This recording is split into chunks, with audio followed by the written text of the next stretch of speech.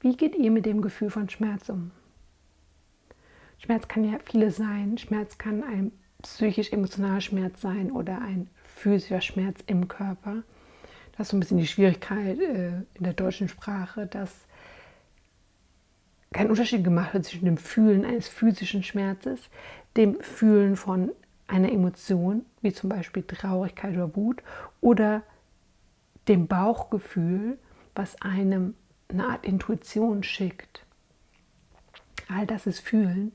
Unsere Sprache ist einfach nicht komplex genug, um all das auszudrücken, zum Ausdruck zu bringen, was Fühlen überhaupt bedeutet, wie ich mich fühle, was ich fühle. Fühle ich mein eigenes, fühle ich das von anderen, fühle ich das weltweite. All das wird unter dem Begriff Fühlen zusammengefasst. Und in dem heutigen Video soll es um das Fühlen von Schmerz gehen, physischer Schmerz tatsächlich. Und da ist die Frage, wie geht ihr damit um? Es kann einmal sein, ihr verbrennt euch, ihr schneidet euch. Was passiert in dem Moment? Sagen wir, ihr schneidet euch in den Finger. Dann geht euer Bewusstsein in dem Moment zu dieser Stelle. Die Aufmerksamkeit wird von allem anderen abgezogen, zu der Stelle hin, wo der Schmerz stattfindet. Und instinktiv ist das Erste, was wir tun, etwas dagegen. Egal was, Hauptsache wir machen etwas dagegen. Kaltes Wasser drauf, Pflaster drauf. Wir möchten diesen Schmerz nicht spüren, weil der so unangenehm ist. Jetzt ist das einfach in einem Leben, wo quasi immer nur ein kurzer Schmerzmoment kommt. Die Aufmerksamkeit wird auf den Schmerz gelenkt, man tut etwas dagegen und dann lebt man sein Leben weiter.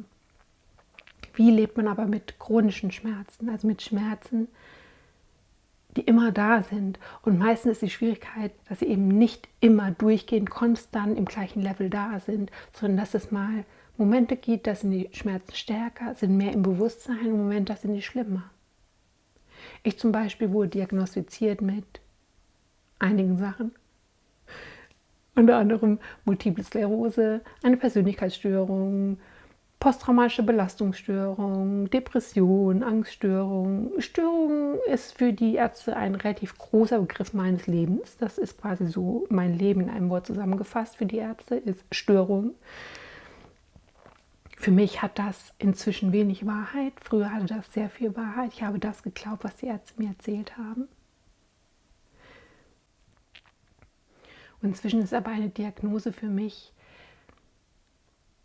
es werden Symptome zusammengefasst in einer Schublade und diese Schublade wird benannt mit einem Namen, zum Beispiel Multiple Sklerose oder Depression. Und alle, die diese Symptomsammlung zeigen, bekommen diese Diagnose. Aber das ist immer eine Momentaufnahme. In dem Moment sind die Symptome Diagnose Depression oder Multiple Sklerose. Aber das hat für mich inzwischen wenig Wahrheit. Für mich ist all das, bin ich. Das, was Ärzte Multiple Sklerose nennen und all die bösen Störungen, die ich in meinem Leben habe, bin ich. Niemand kann mir sagen, wie ich zu sein habe, sondern ich habe diese, nicht ich habe diese Dinge, sondern das ist mein Leben. Das macht mich aus. Und das empfinde ich nicht als Störung oder als störend oder als behindert oder als eingeschränkt oder als Mensch mit speziellen Bedürfnissen. Nee, ich bin einfach ich. Wie gestaltet sich nun mein Leben? Ich habe oft und viel Schmerzen, die meiste Zeit des Tages. Und wie gesagt, es ist aber so. Oft ist es so, wenn dieser Schmerz konstant wäre, könnte er besser in mein Leben integriert werden, weil man so ein bisschen abstumpft. Und der ist einfach da und mal hat man mehr die Aufmerksamkeit, mal weniger drauf, aber es ist einfach, ihn auszublenden, während dieses Auf und Ab macht es relativ herausfordernd, mit diesem Schmerz umzugehen. Das sind ganz unterschiedliche Schmerzen, die sind nicht immer gleich, das präsentiert sich immer unterschiedlich. Meistens Gelenkschmerzen, Muskelschmerzen, können auch ganz normale Nervenschmerzen sein, zum Beispiel Zahnnervenschmerzen. Dagegen kann man tatsächlich wenig tun. Das ist dann einfach da in dem Moment. Oder sehr viel Druck. Manche, die Migräne haben, kennen das sicherlich, einseitig, der bis bei mir in den Kiefer hineinzieht. Das ist ganz unterschiedlich in meinem Körper, an unterschiedlichen Stellen. Mal ist es da und mal nicht. Wie gehe ich nun mit diesem Schmerz um? Das hat mich sehr lange gebraucht. Zum Beispiel, wenn ich tatsächlich mich schneide oder mich verbrenne, nehme ich das bewusst wahr und ich merke, oh, jetzt war ich war nicht achtsam in dem Moment, deswegen verbrennt man sich ja oder schneidet sich, weil man in dem Moment woanders war, während man etwas getan hat, mit dem Messer zum Beispiel. Ich nehme das wahr und ich habe für mich gelernt zu sagen, wow, da ist jetzt der Schmerz, ohne dass ich direkt was dagegen tun muss. Okay, der Schmerz ist jetzt da und das ist sehr unangenehm. Beobachte das, Johanna. Dann kann man immer noch etwas dagegen tun oder nicht. Weil gegen diese alltäglichen Schmerzen, die ich in meinem Leben habe, kann ich wenig tun tatsächlich. Okay, wartet, ich könnte Schmerzmittel nehmen, sind wir uns alle einig. Die würden das ganz wunderbar unterdrücken, aber ich müsste immer mehr davon nehmen und es würde sich in eine gewisse, nicht eine physische Abhängigkeit, auch eine psychische Abhängigkeit. Ich würde ein Leben leben, in dem ich abhängig wäre von Medikamenten. Und wir haben während Covid gesehen, was das für Ausmaße annehmen kann. Nämlich nicht, dass ich abhängig bin von einer Tablette, sondern von dem gesamten System, was dafür verantwortlich ist. Ich bin abhängig davon, dass mir ein Arzt ein Rezept ausstellt, dass die Apotheke offen hat und ich das Medikament dort besorgen kann. Und bin ich abhängig von den Lieferwegen, ist das Medikament überhaupt an dem Ort, wo ich es haben möchte und so weiter und so fort. Plus der Glaube daran, ich kann gar nichts an meinem Leben ändern. Dieses Gefühl der Abhängigkeit, was ungleich viel Blut verursacht, ich habe da mal ein Video zu gemacht, verlinke ich euch hier oben in der Infobox. Diese Abhängigkeit passiert, wenn wir uns vom Außen abhängig machen und stattdessen zu lernen, was will ich eigentlich, was kann ich in meinem Leben tun, um zum Beispiel um mit chronischen Schmerzen zu leben. Weil die sind einfach da und ich kann nichts dagegen tun. Und das ist okay so. Und ich habe mich lange und lange und lange dagegen gewehrt und habe gekämpft und war traurig und verzweifelt und alles, dieses ganze Erleben, diese Trauer wie es früher mal war, als das noch nicht da war, bis hin zu jetzt, wo es viel in meinem Leben viel einnimmt. Und es gibt Momente, da kann ich mich da richtig auch reinfallen lassen, auch in diesen Gedanken von, oh Gott, das bleibt jetzt für immer so. Ich lebe ein Leben im Schmerz. Und dann ist an mir zu entscheiden, Bewusstsein hineinzubringen, zu entscheiden, ich habe das jetzt gefühlt, ich habe diese Trauer gefühlt, dieses Gefühl, weil das ist ein anderes Gefühl von Abhängigkeit, nämlich ich bin abhängig von diesem Schmerz und dass meine Aufmerksamkeit durch diesen Schmerz immer wieder in bestimmte Stellen in meinem Körper gezogen wird, so wie man sich schneidet oder sich verbrennt. Und mir dann bewusst zu machen, wow, okay, da ist es jetzt wieder. Und mein Weg ist zu sagen, ich gehe in die Bewegung. Das ist etwas, was ich mit mir selbst erarbeitet habe über die letzten Jahre. Bewegung, besonders in der Natur, draußen, machen die Schmerzen nicht weg. Aber es hilft mir, ihnen zu erlauben, da zu sein. Gemeinsam mit ihnen den Weg zu gehen und nicht gegen die Schmerzen.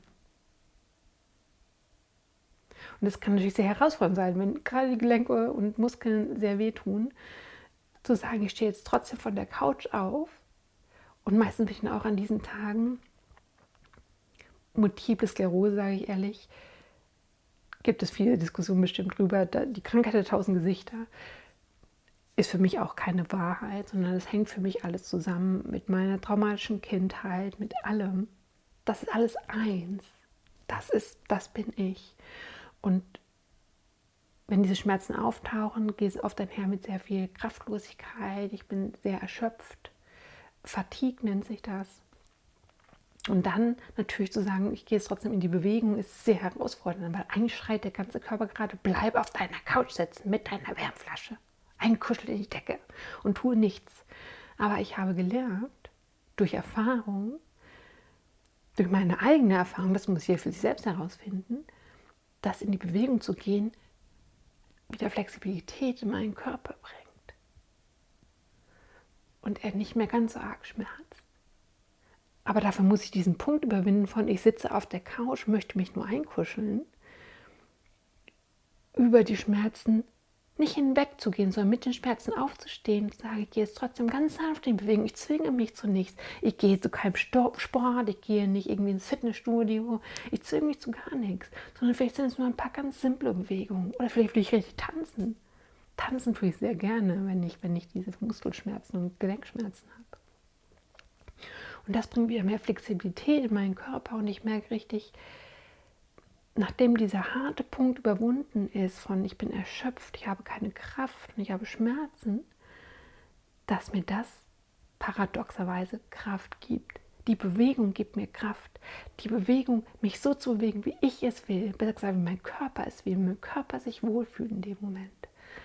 Das gibt meinem Körper wieder Kraft. Das holt mich aus diesem Fatigue- und Erschöpfungszustand raus, in einen Zustand von, ich kann etwas bewirken.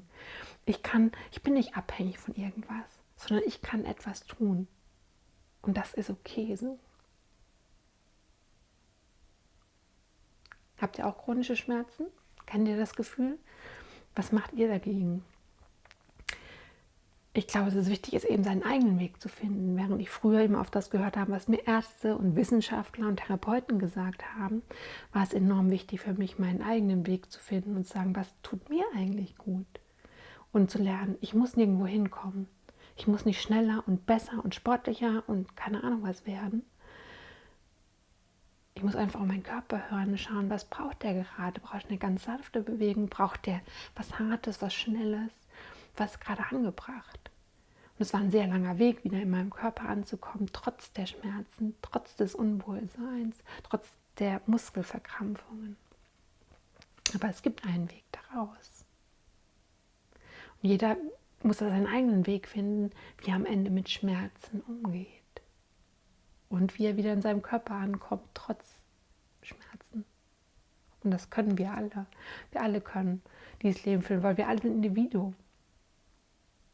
Und ich weiß zum Beispiel für mich, auch wenn ich traurig bin, dass mein Leben jetzt komplett anders ist als das Leben, was ich früher geführt habe, dass das trotzdem ich bin. Und ich bin mehr ich, als ich das früher war. Früher war ich eine Maske. Und jetzt lebe ich einfach ein anderes Leben.